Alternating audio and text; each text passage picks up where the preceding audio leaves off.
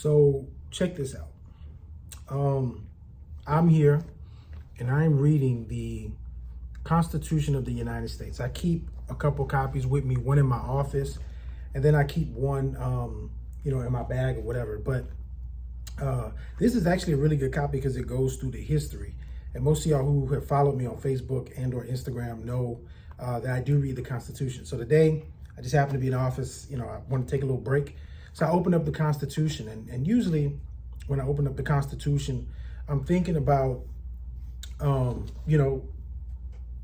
mainly thinking about like the time period, like how things shift, right? So I'm reading through the Bill of Rights. And of course I get to the 13th Amendment, y'all. Now you got to think, slavery was, officially abolished in 1863. And the 13th Amendment came, I think 1865, right? So you had, check this out now. You had the Bill of Rights that came in, I think it was 1791, right? And this is where I get into like how we don't want to admit that we have a really bad history in the United States, right? So the Bill of Rights were written in 1791. This stuff came on board in 1791. America claimed its independence in 1776, right? So in 1791, the Bill of Rights came. And when I tell people about, when we talk about the Second Amendment, the First Amendment, the Fourth Amendment, the Fifth Amendment, some of these world famous amendments that everybody talks about. And I always tell people that this stuff was never written for African Americans. Anybody that argues that are poor historians, or they just got some serious cognitive dissonance, right? From 1791 all the way to, what was it? Amendment 13, hold on. All the way until 1865, all the way up to 1865. Not quite 100 years, but that's a lot of years, right? So when you think about that, from the time the incision of the Bill of Rights to the 13th Amendment that was ratified in 1865, right? Ratified in 1865. What the hell was going on during that, I don't know, 70, 80 year period or whatever it is? Think about that. Think about this very, very long and hard. Now, I want to mention this before people start getting into their little, they start feeling some kind of way. When we talk about, I'm going to use the Second Amendment, right? Of course, the Second Amendment was never, ever meant for Blacks and African Americans to have guns. We wouldn't written into that because at the time that these Bill of Rights came, it was in 1791, which slavery still existed. Understand what I'm saying? However, I will not deny how far it's come from 1791 to 2024, right? I'm not going to say we've come a long way.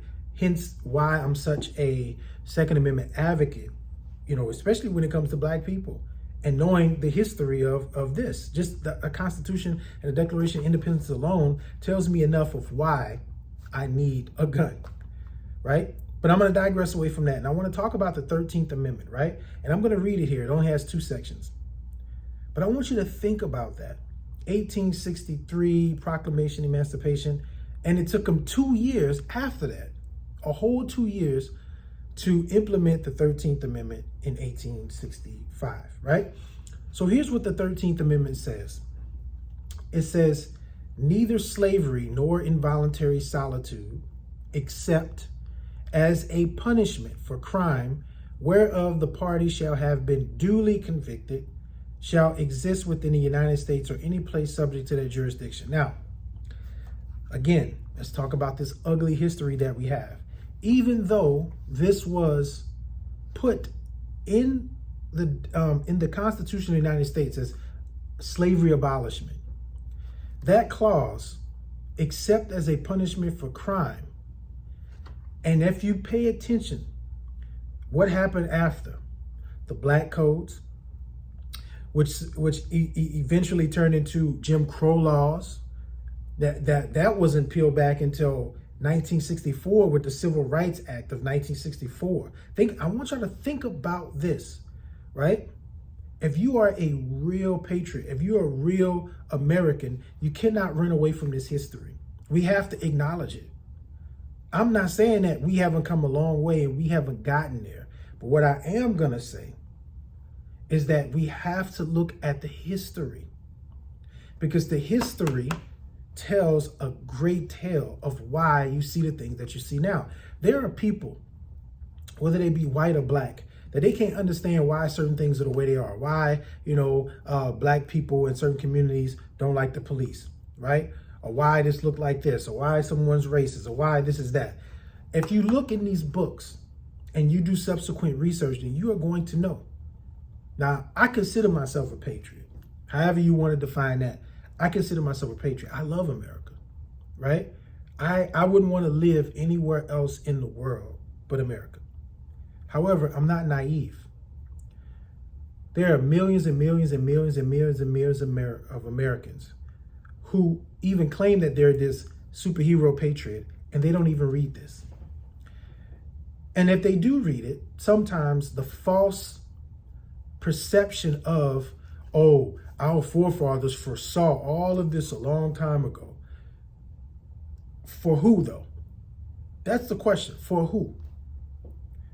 Now, I'm not trying to say this is a white, black thing. I'm trying to say this is an American history thing. So when someone reads reads the Second Amendment, and the Second Amendment says, actually, I'll read the Fourth Amendment. The Fourth Amendment is a good one. Watch this. The Fourth Amendment says the right of the people to be secure in their persons, their houses, papers, and effects against unreasonable searches, seizures shall not be violated, and no warrant shall issue but upon probable cause, supported by oath and affirmation, and particularly describing the place to be searched and the persons or things to be seized. Now, y'all, this wasn't written for enslaved people, right? Because even after 1865, after the 13th Amendment, what do we have? Black codes, Jim Crow laws, KKK. That was that intentionally violated the Fourth Amendment.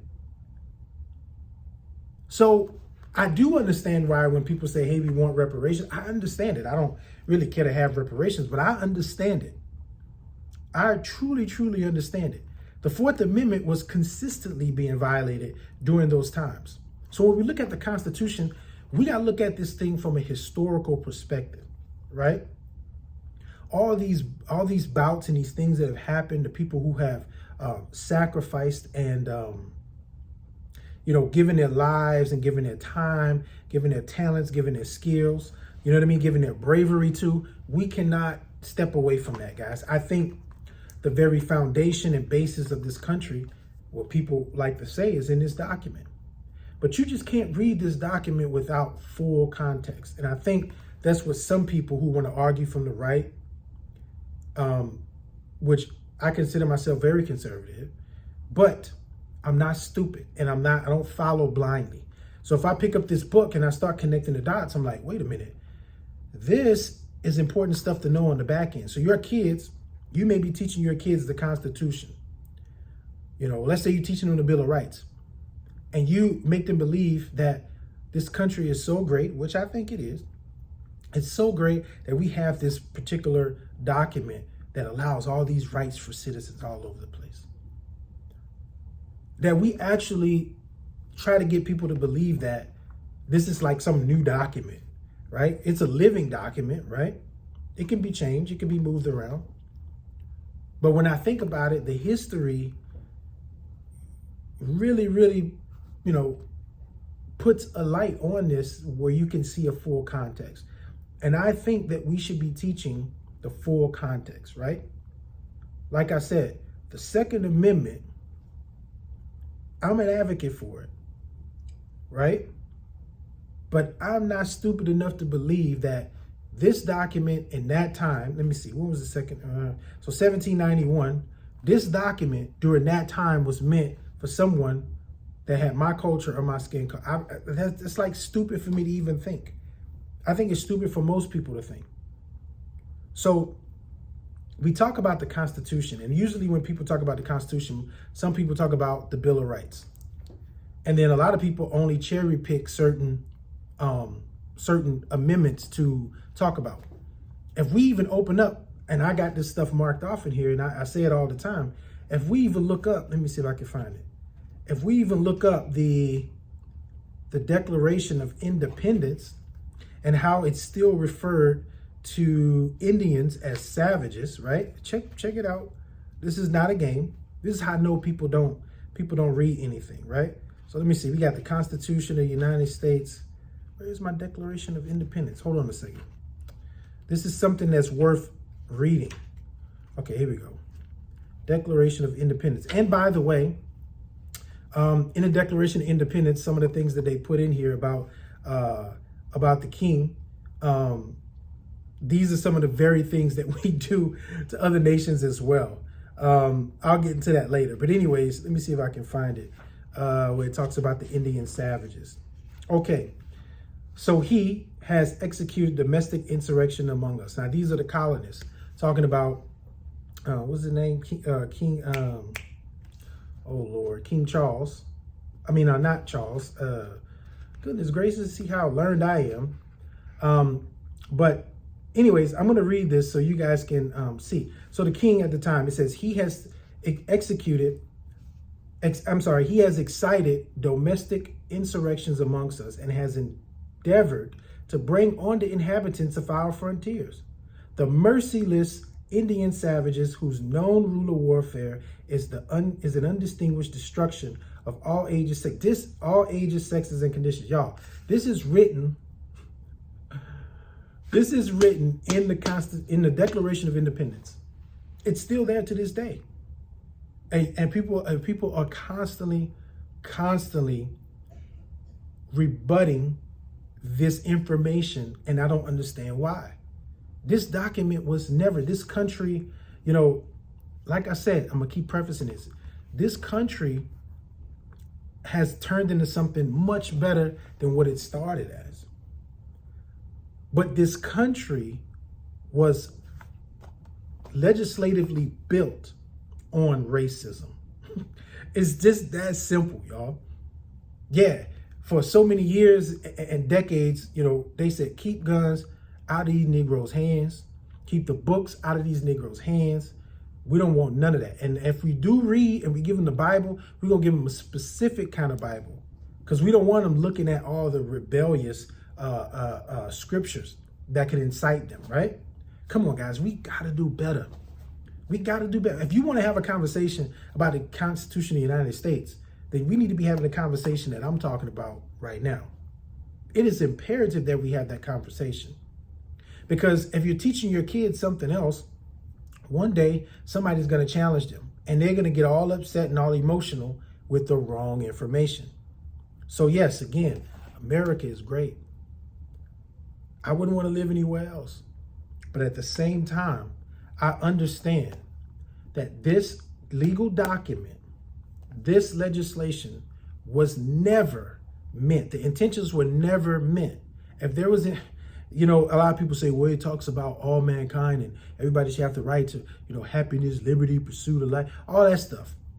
But it wasn't. If that was the case, the moment this document came to life, everything should have and could have stopped.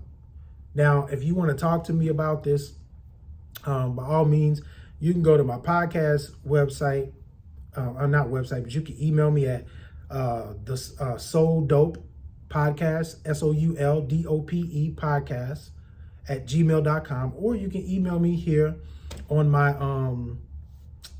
firearms email as well, which is Jones Firearms with an S coaching @gmail.com. Again, that's Jones Firearms Coaching @gmail.com. I'm not looking to argue, because what I'm stating is not something that I'm making up off of feelings. It's not something I'm making up just based on my own perspective. I read this stuff, and it's only logical to connect the dots on what was happening during that time. So yeah, guys, America is a good country. It's a great country. I believe that. But it wasn't started the way people are saying that it started. This legislation is inherently racist. So anyways, this is a new channel. I would like y'all to subscribe, hit the notification bell to get more content. This is not all the stuff that I talk about on here, but I would definitely love for y'all to go and subscribe to my channel. If you like what I talked about, share the video. I would love people to share the video. And yeah, if you're here for the past 15 minutes, thank you for listening. Thank you for staying. With that being said, stay safe, stay vigilant. Peace.